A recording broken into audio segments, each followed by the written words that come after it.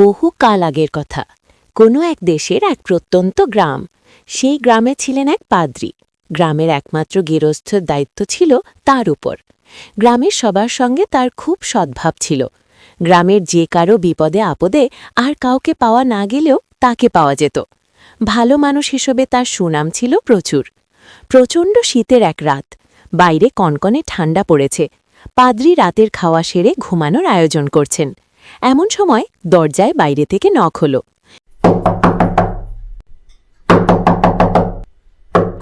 এত রাতে কে এলো আবার?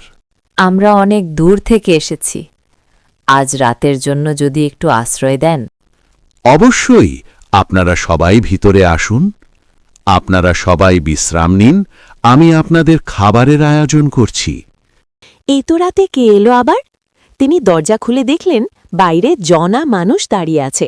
তাদের মধ্যে থেকে একজন পাদ্রীকে উদ্দেশ্য করে বলল, আমরা অনেক দূর থেকে এসেছি, দয়া করে যদি আজ রাতের জন্য একটু আশ্রয় দেন তাহলে আমাদের খুব উপকার হয়। পাদ্রী যথেষ্ট অবাক হলেও মুখে বললেন, অবশ্যই, আপনারা সবাই ভিতরে আসুন। অতিথিরা ভিতরে আসার পরে তিনি বললেন, আপনারা সবাই বিশ্রাম নিন, আমি আপনাদের খাবারের আয়োজন করছি। তিনি ভিতরের ঘরে চলে এলেন। তিনি অত্যন্ত চিন্তিত, কারণ খাবারের আয়োজন করব বললেও ঘরে অর্ধেক রুটি আর অর্ধেক বোতল মদ ছাড়া আর কিছুই নেই। কিন্তু এতগুলো লোককে তো না খাইয়ে রাখা যায় না। ঠিক আছে, যা আছে তা দিয়েই কাজ চালানো যায় কিনা দেখি। ঠিক আছে, যা আছে তা দিয়েই কাজ চালানোর চেষ্টা করি। ভাঁড়ার ঘরে যাওয়ার পরে তার বিস্ময়ের সীমা রইল না, কারণ সেখানে 12টা বড় রুটি আর 12 বোতল উন্নত মানের মদ রাখা।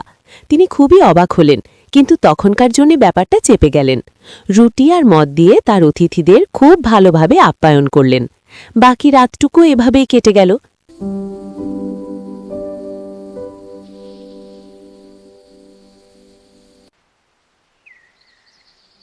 পরের দিন সকালে অতিথিদের বিদায় নেওয়ার সময় তাদের মধ্যে সর্বকনিষ্ঠ সদস্য পাদ্রীকে জিজ্ঞেস করল, আপনি কি জানেন আমরা কারা? পাদ্রী উত্তর দিলেন, আমি জানি না আপনারা কারা, তবে এটুকু বুঝেছি যে আপনারা সাধারণ কেউ নন। সর্বকনিষ্ঠ সদস্য হেসে বললেন, আপনি ঠিকই ধরেছেন, আমাদের 12 জনের দলের যিনি নেতা তিনি হলেন স্বয়ং ঈশ্বর। আপনি কি জানেন আমরা কারা?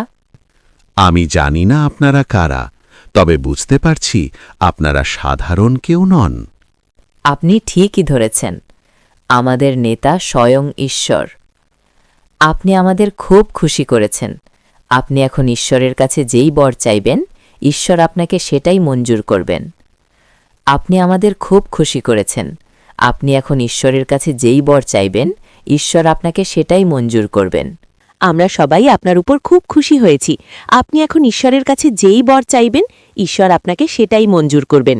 পাদ্রী বললেন, হে প্রভু, আমার বসার ঘরে যে চুলো আছে তাতে কেউ বসলে আমি না বলা পর্যন্ত যেন সে উঠতে না পারে। ঈশ্বর বললেন, তথাস্তু। হে প্রভু, আমার বসার ঘরের চেয়ারে কেউ বসলে আমি না বলা পর্যন্ত যেন উঠতে না পারে। তুমি আমাদের খুশি করেছ, তুমি যা চাইবে তাই পাবে, তথাস্তু। আমার উঠোনের আপেল গাছে কেউ উঠলে আমি না বলা পর্যন্ত যেন নামতে না পারে। তথাস্তু। আমি যেন কখনো তাস খেলায় না হারি। তথাস্তু। পাদ্রী আবার বললেন, আমার বাড়ির উঠোনে যে আপেল গাছ আছে তাতে কেউ উঠলে আমি না বলা পর্যন্ত যেন সে নামতে না পারে। ঈশ্বর বললেন, তথাস্তু। শেষে পাদ্রী বললেন, আমি যেন কখনো তাস খেলায় না হারি। ঈশ্বর বললেন, তথাস্তু। এরপর অনেক দিন কেটে গেল। শয়তান এলো, পাদ্রী তাকে চুলোয় বসালেন, সে উঠতে পারল না। পাদ্রী বললেন, 300 বছর আমার কাছে আসবেন না। পাদ্রী, আমি তোমাকে নরকে নিয়ে যেতে এসেছি, তুমি আমার সঙ্গে চলো। ঠিক আছে, আপনি এই চেয়ারটায় বসে একটু বিশ্রাম করুন, আমি ভিতর থেকে তৈরি হয়ে আসি। আমি উঠতে পারছি না কেন? কথা দিন, 300 বছরের আগে আপনি আমার ধারে কাছেও কখনো আসবেন না। ঠিক আছে, তোমাকে 300 বছর আয়ু দেওয়া হলো। 300 বছর পর আবার এলো। পাদ্রী তাকে আপেল গাছে উঠালেন, সে নামতে পারল না। আমি আবার ফিরে এসেছি, এইবার দেখি তুমি কি করো। এই আপেল গাছটায় উঠে আপনি কয়টা আপেল পারেন। এই আপেল খুবই সুস্বাদু। নরকে যাওয়ার আগেই সুস্বাদু আপেল খেতে চাই, আর আপনাকেও খাওয়াতে চাই। আমাকে নামাও, আমি আর থাকতে পারছি না। তুমি ৩০০ বছর আমার কাছে আসবে না। ঠিক আছে, তোমাকে ৩০০ বছর আয়ু দেওয়া হলো। ৩০০ বছর পর আবার এলো। পাদ্রী শয়তানকে বলল, ঠিক আছে, চলুন। পাদ্রী আর শয়তান অনেকক্ষণ হাঁটার পর পাদ্রী শয়তানকে বলল, বড় ক্লান্ত হয়ে পড়েছি, চলুন একটু বিশ্রাম করা যাক। শয়তানও রাজি হল। শয়তানকে ফাঁদে ফেলার জন্য পাদ্রী তাস খেলার প্রস্তাব দিল। শয়তান বলল বাজি থাকলে সে খেলতে রাজি। শয়তান খেলায় জেতার খুবই আত্মবিশ্বাসী ছিল। শয়তান জিতলে পাদ্রী তার অনুগত দাস হয়ে থাকবে, আর শয়তান হারলে প্রতিবার নরক থেকে একটি করে আত্মা মুক্ত করে পাদ্রীকে দেবে। শয়তান খেলতে রাজি হল। শয়তান জিতলে পাদ্রী তার অনুগত দাস হয়ে থাকবে, আর শয়তান হারলে প্রতিবার নরক থেকে একটি করে আত্মা মুক্ত করে পাদ্রীকে দেবে। এই খেলায় আমি জিতব। এখন আমাদের খেলা শুরু হোক। তারপর তাস খেলা শুরু হলো। প্রতিবার পাদ্রী জিততে লাগলেন। প্রতিবার শয়তানকে 12টা করে আত্মা দিতে হলো। একসময় নরক খালি হয়ে গেল। শয়তান গভীরভাবে পাদ্রীকে বলল, আপনার সাথে খেলায় হেরে আপনাকে দেওয়ার মতো আমার আর কিছুই নেই। পাদ্রী বললেন, আপনার সাথে আমার যাত্রার এখানেই সমাপ্তি। না, আবার হারলাম। আমার কাছে আর কিছুই নেই তোমাকে দেওয়ার। আপনার সাথে আমার যাত্রার এখানেই সমাপ্তি। পাদ্রী শত শত আত্মা নিয়ে স্বর্গের দিকে রওনা হলেন। স্বর্গের গেটে পিটার বললেন, এতজনকে নিয়ে ঢুকতে পারবেন না। পাদ্রী বললেন, তাহলে ঈশ্বরকে জিজ্ঞেস করুন। শেষে পিটার ফিরে এসে বললেন, প্রভু সবাইকে ঢুকতে বলেছেন।